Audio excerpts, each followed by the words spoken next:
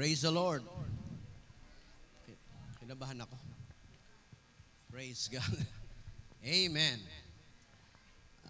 Diretso na tayo kasi outing po natin ay next Saturday. No? So, sikapin po natin na makarating doon ng before 7 or 7 para maganda yung parking. Pero meron naman tayong siguradong pavilion or yung lugar na naka-reserve na yon. So, inisip lang natin na yung oras ma-maximize natin. Yung lugar, tsaka yung pagdadrop. Kasi, pag marami ng parking, mahirap nang basta makapag-drop ng mga gamit. Okay? So, kung mamaya mag-usap-usap kayo by groups o by family patungkol sa transpo kung paano makapunta ron. So, alam na po naman natin ng mga mechanics, nakakuha tayo ng discount sa nasabing lugar. Tayo pong lahat ay tumayo. Ako po ay magsisikap na mangaral ng message na sabihin natin immortal rather than eternal. Pag eternal baka gabihin tayo. So, because death and life are in the power of the tongue. Kumbaga, nasa pangangaral mga kapatid, a man hath joy by the answer of his mouth, and a word spoken in due season, how good it is.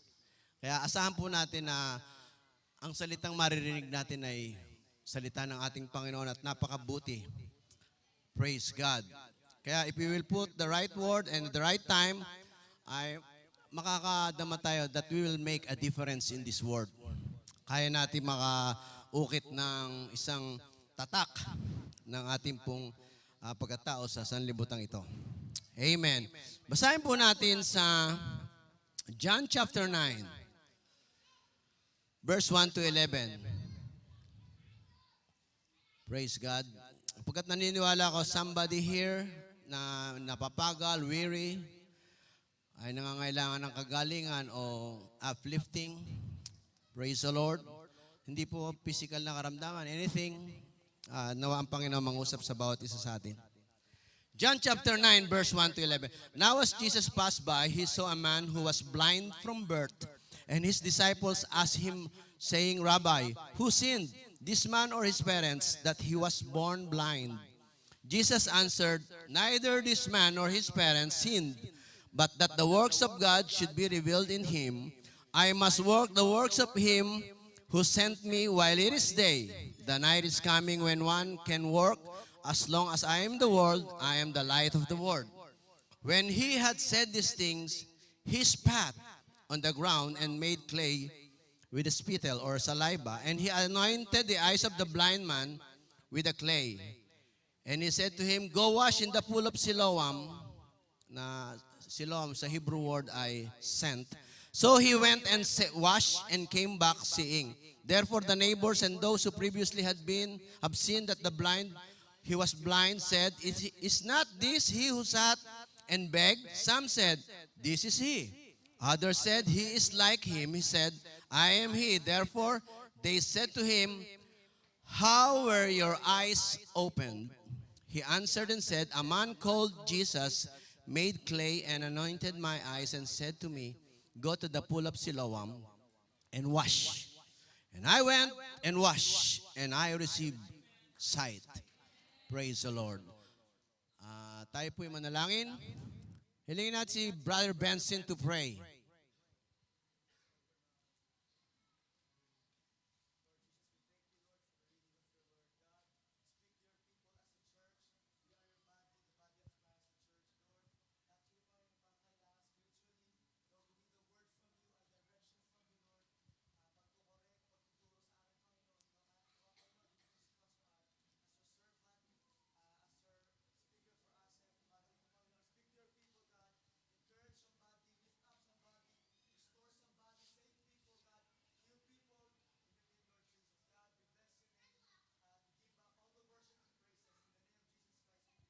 Amen.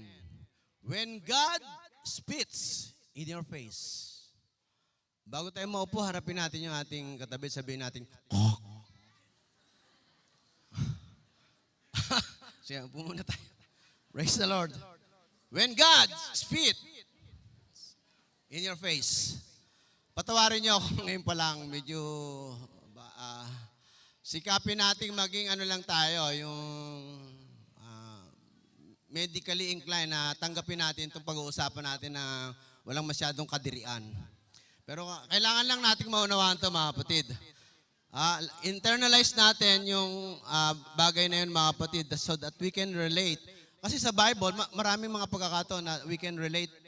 Pag nakakita tayo ng isang tauhan sa Bible na binabanggit, pwede mo sabihin, ako yun ah. Di ba? Parang ito ang buhay ko eh. Di ba? Pag yung puro ka banat ng banat, puro palpak sa bandang dulo, parang si Pedro ako eh. Pag nakakita ko yung sarili niya, no? Kung ikaw naman ay medyo kulang sa height, parang pwede mong makarelate ka kay Zacchaeus. Kung halimbawa, di ba? So, those things, mga kapatid, na kung saan, pag ano yung nangyayari sa Bible, parang ilagay mo yung sarili mo. Ngayon, ilagay mo yung sarili mo doon sa, ano ba yung salita, mga kapatid? Spit.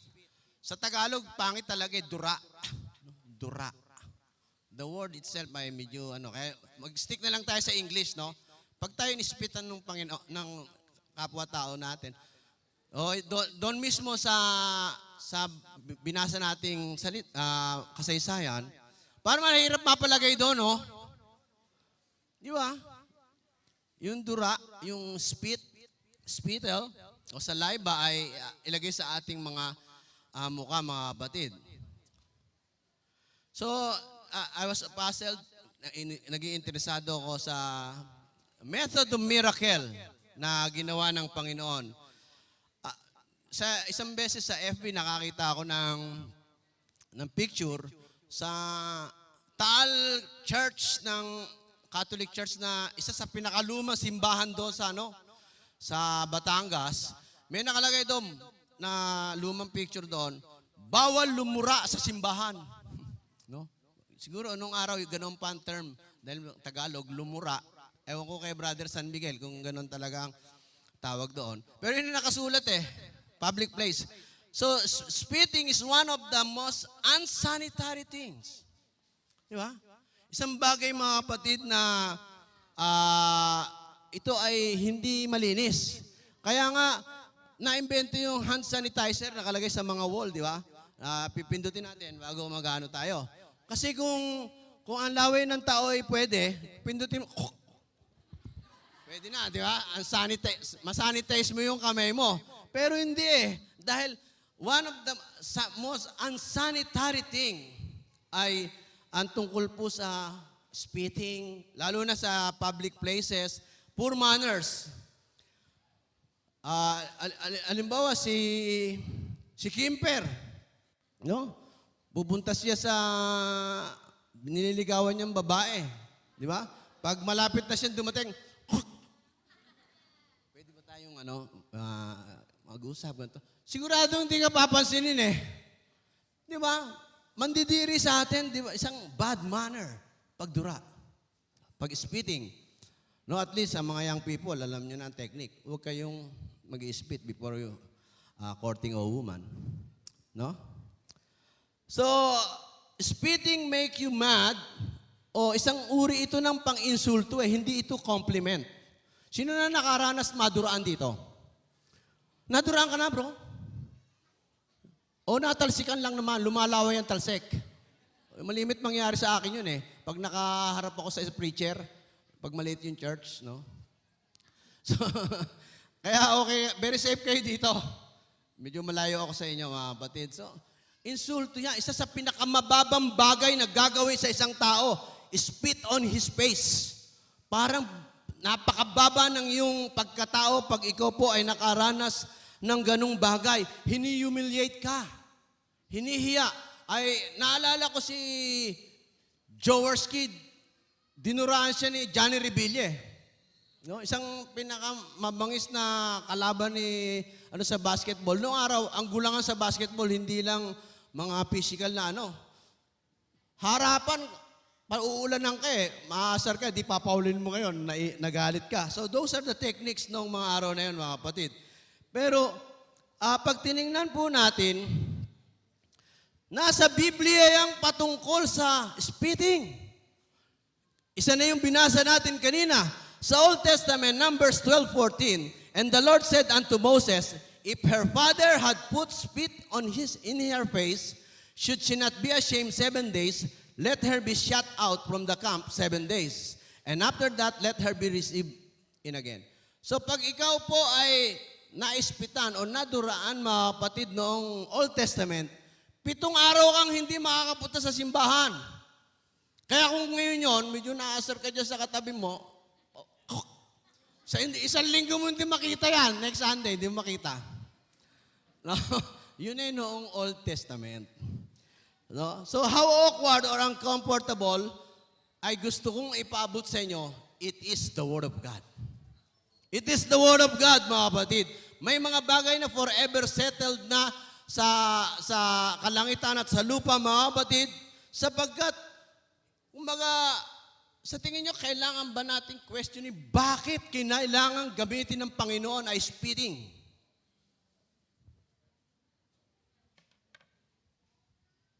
Maglalagay na ako nito.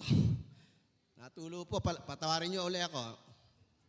Kasi maabala akong masyado kung magpupunas ako na magpupunas. Okay lang. Wala man kayong magagawa, nakalagay na eh. Palakpakan natin ang Panginoon. No? Sa Matthew chapter 26, ay binanggit po ron, mga kapatid, ng ating Panginoong Hesus. Then he did they spit in his face. Ang mukha mismo ng Panginoon, inispitan, tinuruan, mga kapatid, na mga Roman soldiers. Binblindfold muna siya, mga kapatid, pagkatapos, kung talagang propeta ka, hulaan mo kung sino dumura sa'yo. Yun ang ginawa po, mga kapatid, sa Panginoon para siya ay hiyain. Pero ang ating pong Diyos ay hindi kumibo.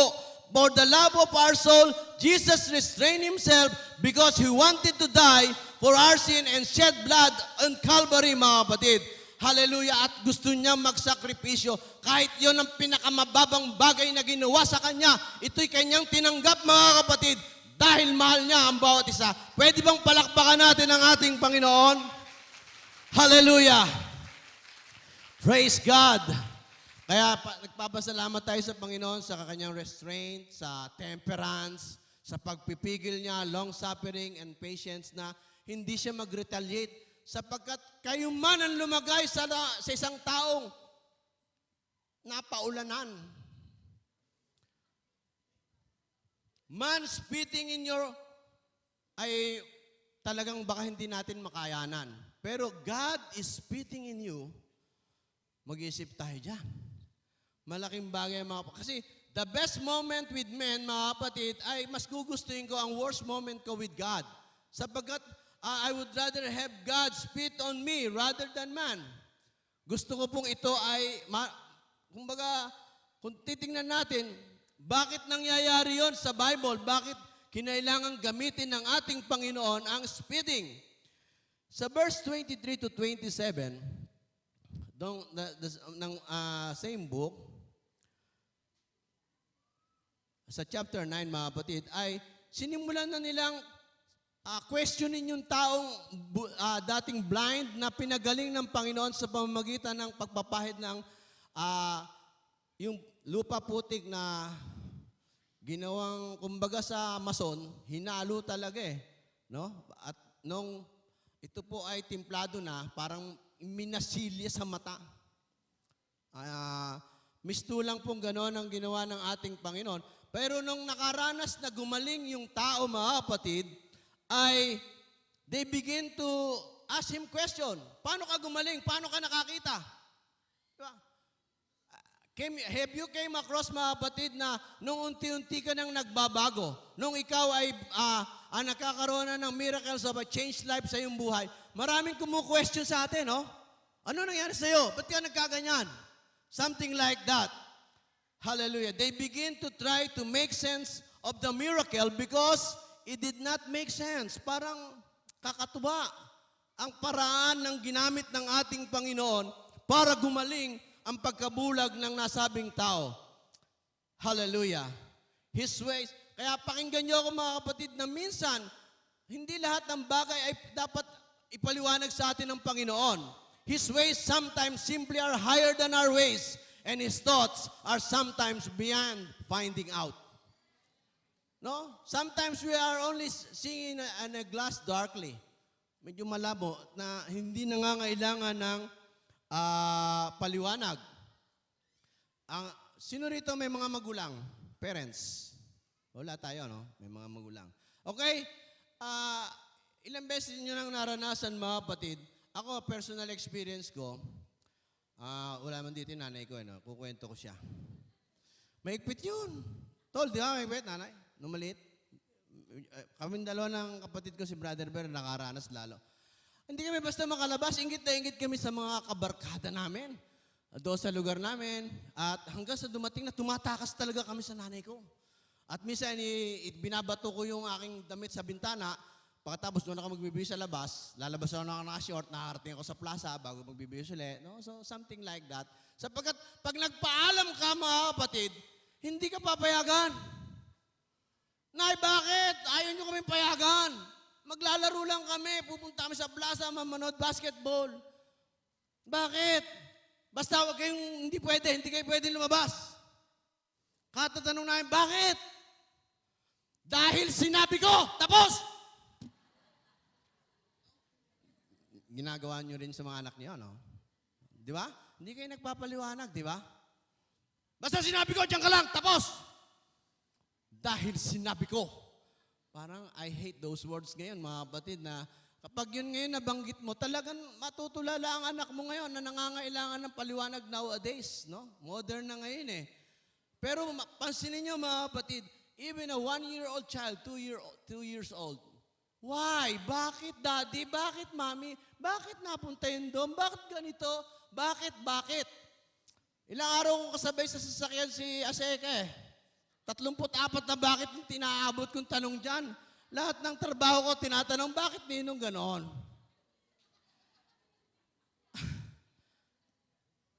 So, di ba? Pero minsan hindi lahat pinapaliwanagan. Ganon din po ang ating Panginoon. Hindi nangangailangan lahat ng kinakailangan po mga kapatid na paliwanag. Actually, kaya naman nating ipaliwanag bilang parents yung mga tinatanong ng ating mga anak. Pero minsan, para ma-exert natin yung authority, sinabi ko, tapos! Diba? Much more mga kapatid, pag ang Word of God mismo, na ating narinig mga kapatid sa pulpit, minsan mayroong lumalaro sa ating kaisipan na mga katanungan, mga kapatid, that we wish to expound better, sana mabigyan pa ng paliwanag. Pero maging si Job ay nagtatanong, mga kapatid, na dumanas siya ng katakot-takot na hirap, katakot-takot na pagsubok sa kanyang buhay. Siya po, mga kapatid, ay nagtanong sa ating Panginoon ng bakit, but God didn't give any answer. Ni katiting na paliwanag, hindi nagsabi ang Panginoon, bagkus sinabi niya, look, where were you when I laid the foundation of the earth? Where were you when I set this ocean that only comes so far away? Where were you? Nasaan ka, Job, noon? Hanggang maisip ni Job, nga pala, tao ako at siya Diyos. We cannot question the prerogatives of God. Pwede bang palakpakan natin ang dakilang Diyos? Hallelujah! Pwede bang laksan natin konti? Parang kinakapos ako. Naririnig nyo ba diyan? Naririnig nyo? Okay lang? Okay na yan. So, hindi, parang pumupuwersa pa ako eh. Sorry. Okay? So, doon po mga kapatid ay sometimes we've got to receive the ways of God without, explanation from God. Merong mga ganong mga bagay, mga kapatid. Kaya ang pag-uusapan natin ngayon, hindi why God spit, kung hindi ano ang malalim na kapakinabangan sa ginawa ng Panginoon, method of miracle by means of spitting. So, dalawang beses po mga kapatid sa New Testament, remarkable na ginamit ng Panginoon ang spitting. Another instance, Mark chapter 7, verse 31 to 35. And again, departing from the coast of Tyre and Sidon, he came unto the Sea of Galilee through the midst of the coast of Decapolis, and they bring unto him that was deaf. Bingi naman to. Deaf. And had an impediment in his speech. Nauutal, nahirapan magsalita. And they beseech him to put his hand upon him, and he took him aside from the multitude and put his fingers in his ears. Hindi ko alam kung paano siya nagawa ng Panginoon. And spit. And said unto him, and touch his tongue. Hinipo pa ang dila ng tao, mga batid. And looking up to heaven, he sighed and said unto him, Ephata, that is, be opened, and straightway his ears were open, and the string of his tongue was loose, and he spake again. Utal, di makasalita. Ano yun? Ha? Tropang ha? Ano? Marami yan. At maaaring dumating tayo dyan. Pag nagkaedad tayo, tropang ha? Ano? Mark chapter 8, another instance, verse 22 to 25. And then he cometh to Bethsaida, and they bring a blind man, another blind man, unto him, and besought him to touch him. And he took the blind man by the hand, and led him out of town, and when he had spit in his eyes, and put his hands upon him, he asked him if he saw aught. And he looked up and said, I see man as trees walking, and after that he put his hands again upon his eyes, and made him look up, and he was restored. Alam niyo ba yung nabales o nauya? O usog? Pumunta nga daw kay kakang nati at nasakit ang tiyan ng bata, palawayan mo. O wala. Wala yung kabag May mabangis dito pa sa noo No? At kung saan. Naranasan niyo ba yun, lawayan? Usog. Diyan galing sa Biblia yan. Diyan galing ang prinsipyo niyan, mga kapatid. Actually, wala naman yun Pag taong gumawa nun, walang epekto yun. Kayo ba papayag ngayon? Sige, halika kayo. Lawayan ko kayo dyan. At gusto, lalabas pa pusod mo ang tindi Nanay ko nga, meron pa sinulit na binubuyot, gano'n, lalaway, bago didikit. May laway Diba? Unsanitary. Sige, internalize natin mga kapatid. Halimbawa, the deaf man, hindi niya naririnig ang sinasabi ng Panginoon na ikaw ay pagagalingin ko dahil hindi ka makarinig. No? Pero nakita mo, biglang nag-release, kita mo, parating sa mukha mo. Ano masasabi mo? Ma-open ka? Matutuwa ka ba noon? O halimbawa yung blind man, hindi niya nakikita, pero narinig niya yung bago narinig niya rin yung release, parang sa direksyon ng Panginoong Hesus yung galing mayroong papalapit sa akin. Ayun na naman, sabol na naman. So, ano sa tingin nyo, matutuwa kayo? Di ba? Pero sinisiguro ko sa inyo, ako lang yung ganong mag-spit. Ang Panginoon sigurado marangal naman yun. Hindi ko alam kung hindi ko kayang gayahin. Pero ginawa niya Ginawa niya mga kapatid at naranasan ng tao mga kapatid at sila ay gumaling sa kanilang karamdaman. Hallelujah. Praise the Lord. So, as awkward, as annoying, or disgusting this whole thing, ay mga kapatid, it is in the Word of God. It is in your Bible. God choosing spit as a method of miracles. Di ba? Parang malilito talaga tayo Sa Matthew 11, mga kapatid, John the Baptist, inutusan niya ang kanyang mga followers na sinabi niya, I must decrease that He may increase. Hanapin niyo ang Panginoong Hesus. He is the Messiah. O tanong niyo bang maghahanap pa ba kami ng iba? Now, nasa prison po si John the Baptist. Pagkatapos nang dumating ang mga disciples niya sa Panginoon, ay sinabi niya, who sends his disciples to Jesus to ask Jesus, are you he or do we look for another? And Jesus, you tell him what you are saying and hear how Jesus sends them off. Ito ang sabi ng Panginoon sa mga disciples ni John the Baptist. Blessed is he who was not offended in me. Nakaka-offend talaga madura, Pero hindi na offend yung tatlong binasa natin, mga kapatid. Actually, yung pinakauna natin binasa na key verse natin, mga kapatid, may pinapunta pa sa kanya, hindi right away. May time frame pa na pagkalagay na nagpuputik sa kanyang mata, pupunta pa siya sa Siloam at doon siya maghuhugas pwede siya makapag-isip-isip kung naasar siya o napahiya o na-offend. Dahil may time frame meron pang panahon na parang laway na panis ata yung naramdaman ko. Ibang klase So, pwede kang ma-offend mga kapatid, pero hindi sila na-offend. Sapagkat ang sabi ng Panginoon, blessed is he who was not offended in me. Somewhere along the questioning of how understanding the will of life was unfolding before, offense rose. Darating ang mga katisuran, offenses sa ating buhay.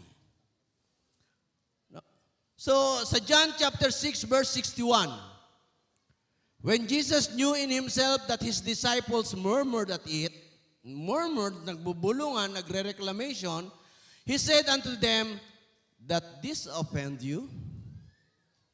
That this offend you? Concern ng Panginoon sa mga offense.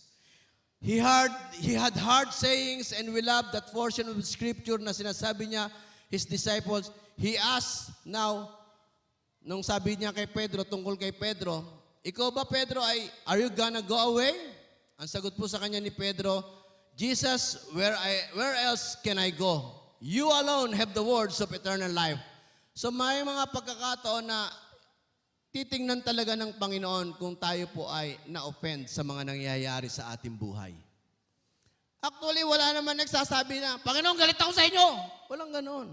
Pero our reaction, ang nagdedetermine mga kapatid, that there is an offense na ating naranasan at dinidibdib natin yun mga kapatid. Matthew 26 mga kapatid, nang ang ating Panginoong Hesus ay nananalangin, you know what he says to his disciples? Ito pong sabi niya, you will be offended tonight because of me. Because Jesus says, you will be offended by my method of the plan of salvation. Magtataka sila Kasama nila ang Panginoong Hesus, nangangaral na miracles after miracles mga kapatid. Pero binili na sila ng Panginoon, you will be offended tonight because of me. Dahil namatay ang Panginoon, wala na silang master. Pagkatapos dilibing, ano ba naman nangyari sa atin? Bigong-bigo na tayo, wala na tayong pag-asa. Ano mangyayari sa ating buhay? They were offended, mga kapatid. But if they stick around long enough, gaya ng mga disciples, until the resurrection, you will understand it better by and by. Offenses, mararanasan natin mga kapatid. Pero wag lang tayong tatalikod. Unti-unti. Maunawaan natin ba't nangyari yon sa ating buhay. Palakpakan natin ang Panginoon. Hallelujah! The disciples were in a state of immaturity. Marami silang katanungan, lalo nung namatay ang ating Panginoong Hesus at inilibing. Meron time frame, 3 days talaga, 2 nights, 2 nights mga kapatid, on the 3rd day. Talagang sila po ay halos hindi magkamitingan, hindi magkita, mga walang kibo, naglalaro ang mga kaisipan. Ano nangyari sa atin? Delikado tayo sa mga Romano. They are in the state of maturity. So may mga tanong mga kapatid, immaturity. But if we stay alongside Jesus long enough, we will understand. We are growing, mga kapatid. Ang bawat isa sa atin na nananatili sa Panginoon ay unti-unting lumalago. Kung nagkakaroon tayo ng mga katanungan sa iba't ibang mga doktrina o kaunawaan sa salita ng Panginoon, that's part of growing. Dati hindi tayo nagtatanong kung ano ang ating kasuotan. Hindi tayo nag-iisip pagpunta natin sa department store kung anong susuotin. Pero pag nagsisimula na tayong magtanong, i-process ano ba ang aking bibilin, that's growing. Maring hindi agad tumama, mga kapatid, sa iniisip nating standard, mga kapatid, pero at least we are growing. Nagtatanong na tayo, ano ba ang hindi dapat, ano ang dapat? That's part of growing. Hindi magic agad, mga kapatid, that tayo ay matatransform sa loob lamang na maikling panahon. Hallelujah. But if we will stay, you will see. Palakpakan natin ng Diyos.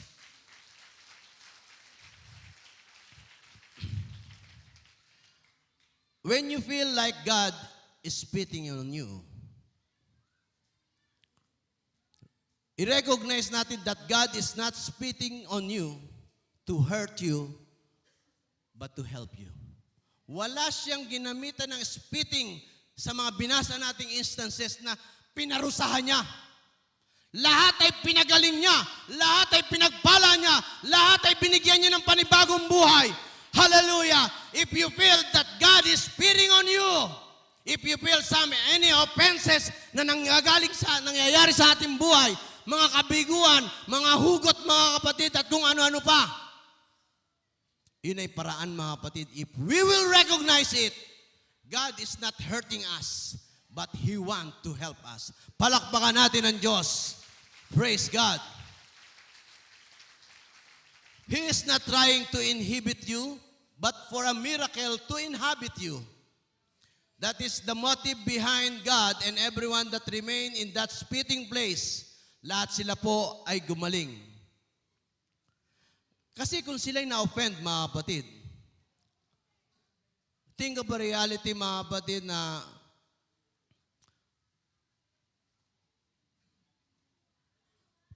kung tayo po ang lalagay sa kanilang mga sapatos noong mga may kapansanang yon na pinagaling ng ating Panginoon. Hindi mo kakilala. Strangers, you do not even know Jesus Christ noong mga panahon ngayon, mga kapatid. Pagkatapos hihipuin ka ng kanyang kamay na mayroong spit o saliva na may tinimplang putik, mga kapatid, at ipapahid sa iyong mata. Diba? What happened if they were offended? Hindi sila gagaling. Hindi sila makakakita, mga kapatid.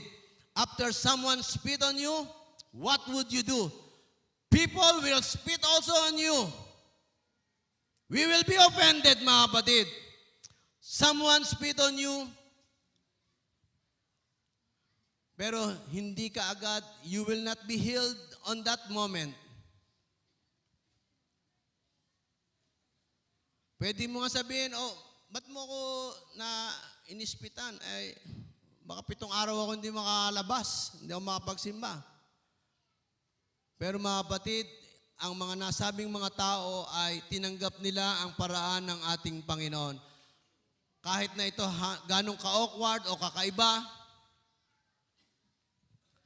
may mga pagkakataon, mga kapatid, na lalapit tayo sa altar to seek the Holy Ghost. We want seeking healing, prosperity, mga kapatid, financial provision, anything na mga problema dinadala natin dito sa harapan, mga kapatid. Pero minsan, kadalasan din, babalik tayo sa ating upuan, papunta sa ating bahay, na hindi tayo nahipo, hindi tayo nag-speaking tongues, hindi tayo na-revive. No. Pero hindi po yun. Yun yung time frame, mga kapatid, na pumunta pa yung tao sa Siloam. After the spitting incident na naranasan niya, mga kapatid, hindi po siya nawala ng pag-asa. Dumire-diretso siya sa sinasabi ng Panginoon.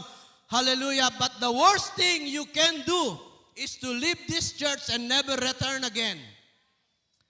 Keep on coming. Keep on going to altar, mga kapatid.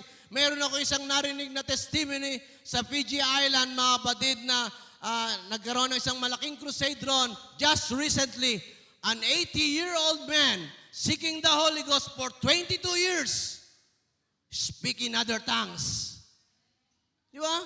So, ang ilang buwan o ilang taon na hindi natin matanggap ang banal na Espiritu is not a big story, mga kapatid. That's a normal life. But keep on going to altar. Do not be offended by what is going on in our lives, mga kapatid. Hallelujah.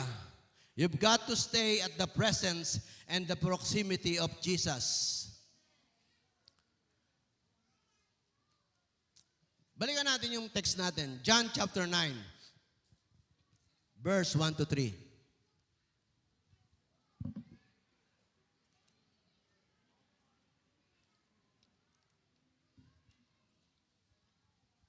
And as Jesus passed by, he saw a man which was blind from his birth, and his disciple asked him, saying, Master, who did sin, this man or his parents, that he was born? Jesus answered, neither that his man sinned nor his parents, but that the works of God should be made manifest in him. Hear me right now, mga kapatid. Your life now is not to wreck you, but to raise you. Ang ating pong buhay na makakilala tayo sa Panginoon ay hindi para tayo wasakin kung hindi tayo ay itindig ng ating Panginoon. Alam ko mga kapatid na mayroon tayong iba't ibang pinagdaanan. Maraming mga situations ng ating buhay. Hindi natin napili ang ating mga kamag-anak. Hindi natin napili ang ating mga kinalalagyang situation ngayon mga kapatid. Mayroong mga bagay na hindi tayo nakapagdesisyon pero tinatama, parang yun ang nangyayari sa ating buhay mga kapatid. Na hindi naman tayo nag-decide para mangyari ang mga bagay na yon mga kapatid. Pwede tayong magtanong, bakit? Bakit nangyayari sa akin to? There are some genetic situations on someone when born with a sickness or ailment or deformities na minsan minana natin sa ating mga magulang or grandfather. There are some decisions that we just do not make, but we wonder why, ba't tayo ang umaani noon? Tandaan po lamang natin mga kapatid, our story is for His glory. Ang ginagawa ng Panginoon, kahit anong dilim ng pinagdaanan natin o pinagdadaanan sa ngayon mga kapatid, ito po'y para sa kalwalhatian ng ating Panginoon. Hallelujah. Unti-unting babaguhin niya at parang matatagpo mga kapatid ang kalwalhatian ng Panginoon sa ating buhay. I'm trying to remove some guilt from somebody right now mga kapatid. Gusto kong alisin anumang guilt na nasa ating mga puso sa mga oras na ito. There may be something going on this world mga kapatid. And it's not that God is trying to punish us. Hindi po mga kapatid. He is trying to develop patience in us. Hallelujah. And if we let patience have its perfect work, you shall be entirely wanting nothing. Hindi na po tayo mangangailangan mga kapatid. God wants to complete a soul here today. Gusto niyang mayroong kumpletuhin ang mga kakulangan sa ating buhay. If we will not be angry asking Him why, pwede namang magtanong ng why. Okay naman eh. Huwag lang namang galit na mayroong parang pagtatampo, napakalalim ng hugot. Pwede namang magpaliwanagan.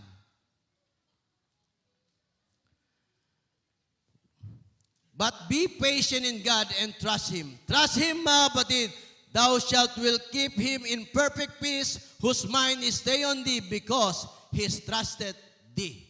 Ang nagtitiwala sa ating pong Panginoon ay magiging panatag na iniintay ang mga katugunan ng Diyos sa kanyang buhay. At to further na ipaliwanag sa inyo, mga kapatid, ano ang kabuluhan ng spitting on the face, mga kapatid? Pumunta tayo sa verse 10 to 11 of John chapter 9. John chapter 9, 10 to 11. Pwede nating pagtagalin sa screen yung verse 11. Therefore said unto him, how were thine eyes opened? Tinanong, no? Sa verse 11, he answered and said, a man that is called Jesus, kilala niyo na si Jesus. Kaya tayo narito, nakilala natin kung sino ang tunay na Jesus. Ang nag-iisang Diyos, ang kanyang pangalan na nagpapagaling, ang kanyang pangalan na nagliligtas. Hallelujah! No? A man that is called Jesus made clay and anointed mine eyes. Di ba kanina, spit? Pero ngayon, anointed na, no? So verse 11. Anointed mine eyes. So, equivalent pala na spitting is anointing. We have two choices in life. Be offended or be anointed. Be offended, matisod tayo, tumaligo tayo, magmumuk tayo, malungkot tayo, mag-negative tayo, or be anointed, mapili, pinahiran ng Diyos, kinasihan niya, pinagpala, ginagabayan.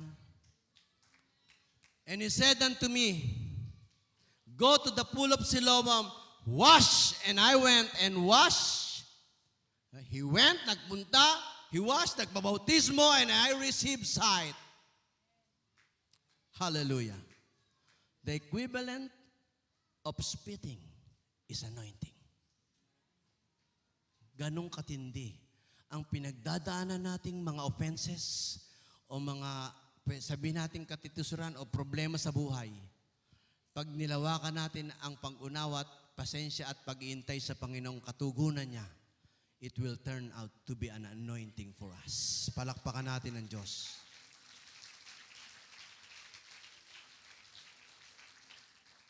Hallelujah. So, if you read the rest of the story, pababa na downwards mga kapatid, after verse 11, not one time does he mention spit. Puro anointing na. Sa chapter 9 mga kapatid, anointed my eyes. Hear me, it shall all about having the right perspective. Nasa right perspective po ng pangunawa natin yung nangyayari sa ating mga buhay. Hallelujah. No one time did he mention that Jesus insulted him. Hindi siya nagreklamo na, ininsulto ako ng Panginoon, dinurahan ako sa mukha. Humiliated him. Pero mga kapatid, ang taong yon ay nanatili, may time frame, nagtiyagang pumunta sa sinabi sa kanya, sumunod mga kapatid, and he received his sight. Palakpakan natin ang Panginoon. Hallelujah! So kung ganun pong kasimple ang pinag-uusapan natin ngayon, get offended or get anointed. When God spit in your face. Pag tayo po'y nakaranas ng mga ganung mga bahay, there will be moment in time in sa ating mga buhay that we are not going through it, na parang sa tingin natin, hindi natin kayang sumakay o magpatianod. We are going through trials, we are going through questionings, we are going to a test. But if we will not be careful, you can get the wrong spirit and the wrong attitude about it, and God does not want you to get offended. God wants to anoint each and every one of us here today. Hallelujah. And the reason why the anointing is so imperative and essential, bakit nahalaga ang anointing? Hindi pang mga preacher o mga Sunday school teachers lamang po mga kapatid ang anointing. Ito'y para sa lahat mga kapatid. The reason anointing is imperative and essential, Isaiah chapter 10 verse 27. And it shall come to pass in that day that his burden shall be taken away from off thy shoulder. Aalisin ang kabigatan sa kanyang balikat. And his yoke from off thy neck. And the yoke shall be destroyed because of the anointing. Di ba? Para sa lahat yan. Hindi para sa ilan lang yan. Lahat gusto ng Panginoong alisin ang pabigat sa atin mga kapatid. Because of the anointing. Pero kung tatanggapin natin to as an insult o as an offense, lalo tayong lulugmok sa bigat ng ating dinadala, sa kalungkutan mga kapatid, sa paghinanakit na aalaga natin sa ating mga puso. It is the anointing that destroys the yoke. It is not the offense that breaks the things of Satan, but the anointing. It is the it is not the offense that overcomes the depths of hell. It is the anointing that destroys the yoke. Kaya whatever we are up against right now, mga kapatid, we can get anointed of God and break every stronghold. Pwede nating malampasan lahat yan, mga kapatid. Nasa perspective natin yan, nasa pagpili natin yan, mga kapatid. Mapalad tayo, mga kapatid, ang ating pastor ay kahit nung malapit pa siya mag-preach sa harap natin, hindi lumalaway ang talsik. No? Di ba? So may mga preacher talaga na namumuti na to no? At sprinkle talaga Di ba? Kaya, have you came across na yung term na nagsasayang ka lang ng laway sa taong yan? So, spitting, laway, o saliva, message, word. Di ba? Kaya, spiritually speaking, kung yung lumalabas sa bibig ng mga ngaral, huwag umbrella ang dali natin para hindi tayo talsikan. Kung hindi yung tagasambot na timba, come on, pastor, ibigay mo pa, ibuhos mo pa ang gusto mong sabihin. Hayaan mo sanduin kong lahat yan. Hallelujah. Palakpakan natin ang Panginoon. Praise God.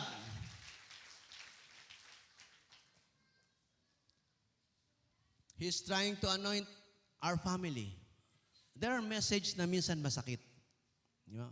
Natamaan tayo, nahagip tayo. But God is talking to us. Not to hurt us. Para manatili yung offense na yun sa buhay mo habang buhay para di ka makausad. No. but to anoint us. He is trying to anoint our family. He's trying to anoint our marriage. He's trying to anoint our children. And I'm thankful po mga kapatid that there are preachers at makabuluhang mga taong nangangaral dito. Tayo nakakakuha ng mga aral mga kapatid na mga ginintoang butil mula sa salita ng ating Panginoon. He might spit a little, but there is anointing in it. Palakpakan natin ng Panginoon. Alam nyo, kanina talagang siksikan na tayo rito, no? May mga bata rito, may mga visitors.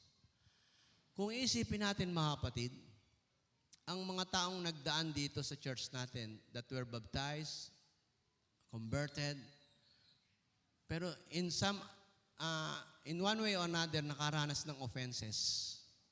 Baka 3 service na tayo sa isang araw, sa paglinggo sa dami natin. Kung nanatili lang sila, if they choose to be anointed and not offended. Punong-puno na tayo rito mga kapatid. Sayang kung ang magiging mapipili mga kapatid na mga tao ay ganon. So, iba't ibang uri ng mga testimonies na mga pastor mga kapatid na talagang sila ay, they can experience offenses sa kanilang buhay mga kapatid, pero mas pinipili nila na to have patience at patuloy na umusad ang kanilang buhay. And in the process, they were anointed.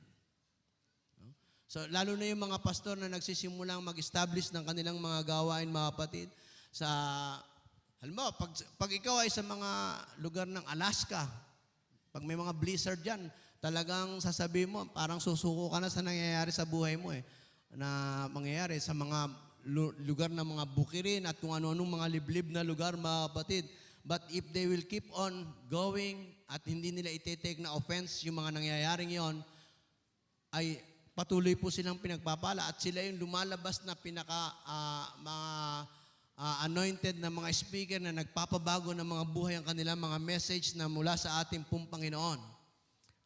Hallelujah. Meron isang testimony nga rito ni Reverend Mark Brown na kung saan nung nag-establish siya ng church doon sa somewhere in Alaska, pasampasan niya yung baptistry na parang labangan ng inuman ng mga kabayo para lang makapag-baptize doon sa frozen na lugar, mga kapatid. Pagdating niya raw sa lugar na bahay na church na kanilang pinagdadausan ng simba, pagbukas mo ng gripo, wala frozen ang tubig.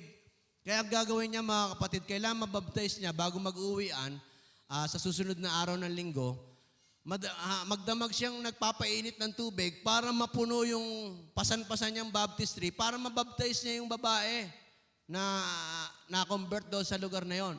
So, if he will take that offense, mga kapatid, hindi na siya magtsatsaga. At nung mabaptize yun, mga kapatid, it took so many years, walang nabubong pamilya sa loob ng kanyang church na pinagpapastoran. Puro mga individual churchgoer. Nang biglang may na-convert na isang pamilya, mga kapatid, at lagi naman siya kinu-question. Fundraising, gawa siya ng peanut butter.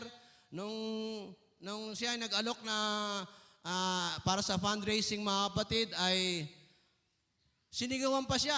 Anong gagawin mo sa akin? Papatayin mo ba mga anak ko? Allergic sa peanut yun Wala naman siyang masamang intensyon, mag-fundraising lang para sa church. Pinagalitan pa nung nanay, first family na na-convert sa church. Hindi niya malaman ang kanyang gagawin, mga kapatid. Di ang ginawa niya, kinausap niya ang asawa niya, bumawi tayo, magbigay tayo ng gift. Magpadala tayo ng gift sa bahay. Nagbalot sila ng gift, mga chocolates. Pagdating doon po, mga kapatid, sa bahay, dinala nila para bumawi. Naririnig nga niya doon sa loob ng bahay, bumabawi si pastor. Tinatagalog ko na, may mag-English bumabawi si pastor. Pagdating doon, mga kapatid, ngayon binuksan nila, pagpasok niya roon sa bahay, mga kapatid, iniwan niya pala Iniwan niya yung gift. Pagkatapos nakita na sila sa church, siyempre excited siya, baka bumawi na siya, kakamay siya. Talagang gusto mong patayin ng mga anak ko, no? Sabi sa kanya, bakit? Bakit to? Nagbigay lang ako ng gift sa inyo ang binigay mo, Butterfingers, may peanut pala yun, hindi niya raw alam. So those things, mga kapatid, na minsan, how ridiculous things are going, pero if you will take it as offense, alam niyo yung pamilyang yon, eventually umalis din sa church. And one day, after so many years, 5 years ata, nasa isang conference siya, may tumawag sa kanyang telepono, yung asawa ng babae. At sabi ko sa kanya, Pastor, hawak ko ngayon ng isang barel. Nakatutok ito sa isang lalaki. May relasyon sila ng asawa ko. Anong gagawin ko? Sabi niya, wag mong gagawin yan. Sapagkat ang anak mo ay magkakaroon sila ng ama, yung dalawang anak mong beautiful kids, magkakaroon sila ng ama na nakakulong. Pag-isipan mo mabuti yan. At siya naman ay sumunod po mga kapatid. Pero inisip niya, nakapanghihinayang. Because of offense sa peanut butter. Sa peanut po mga kapatid. How trivial things minsan mga kapatid ay natitisod tayo. Maliliit na mga bagay. Konting salita na hindi natin pinalampas mga kapatid. No? So, meron siyang isang kapatid niya mismo, mas matanda sa kanya, unang nag-Bible school sa kanya, at ready nang magpastor mga kapatid. Pinatawag ng senior pastor nila sa kanilang church at pagkatapos pag-uwi sa bahay, nagkwento sa bahay, pinabe-break na sa akin ni pastor yung girlfriend ko eh. Ano? Wala man lamang paliwanag? Walang ano? Basta sabi niya, i-break ko eh. So, malungkot niya sinunod mga kapatid, pero paglipas na ilang buwan, ilang taon, ay nabalitaan na lamang na sa isang dorm ay nakita na may kasamang lalaki, yung kanyang girlfriend, mga kapatid. No? So, kung na-offend yung family nila daw sa pastor na walang paliwanag na pinabreak yung girlfriend niya, mga kapatid, pwede na silang tumalikod sa church at umalis, mga kapatid. But what will happen? They will not produce a pastor in their family. No? So, ganung bagay po, mga kapatid, if our parents ay na-offend sa mga pinagdaanan nila rito, mga kapatid. If somebody here ay na-offend, mga kapatid, ang ating mga anak wala na rito. But we choose to be anointed. We choose to be anointed. Trivial things, huwag po nating masyadong bigyan ng pahalaga. When the enemy came like a flood, stay in the ark. It is the most safest place you can stay, mga kapatid. Hallelujah. At itong si Reverend Mark Brown, nagkaroon siya ng sickness for so many years, 4 years, at inisip niya na siya may cancer po, mga kapatid.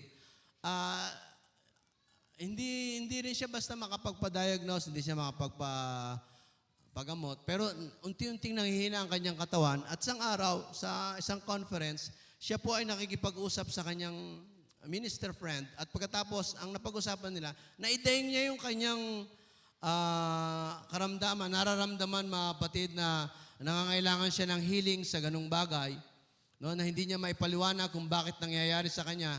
But for whatever reason, ay nasabi sa kanya nung minister friend niya, mga kapatid, na God wants to do until the person takes care of the spirit of affliction. There might be a spirit of affliction sa iyong katawan. And on that very moment, God strikes in his mind, mga kapatid. May naisip siya sa kanyang sarili na kinausap siya ng Panginoon, mga kapatid.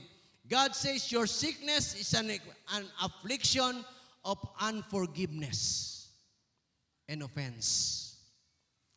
Hanggang sa pumailan lang ang kanyang kaisipan sa track record niya na ang daming mga number of people na nakasakit sa kanya, mga kapatid, mabibigat na kasalanan, intensely.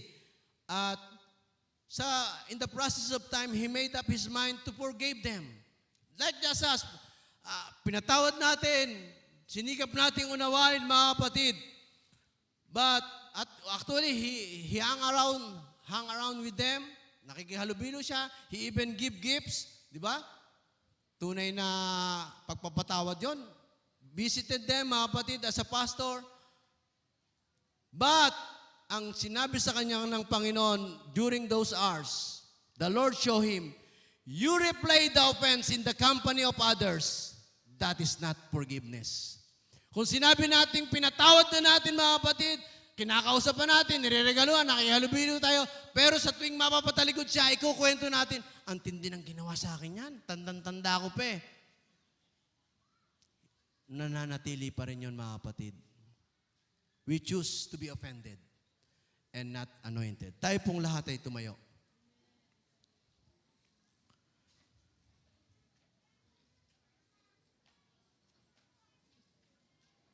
I invite all of you who want to be anointed.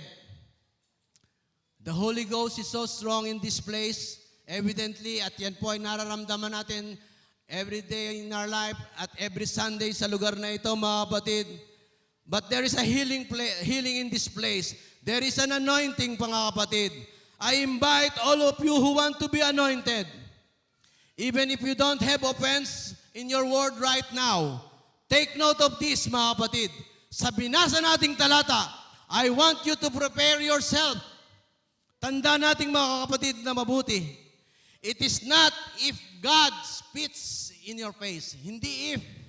Ang sinabi sa Bible, when God, when, ibig sabihin, siguradong darating to. Hindi lang natin alam kung kailan. We will meet offenses in our lives. May makakasalubong tayo. Hindi if, kundi sigurado when God spits in your face.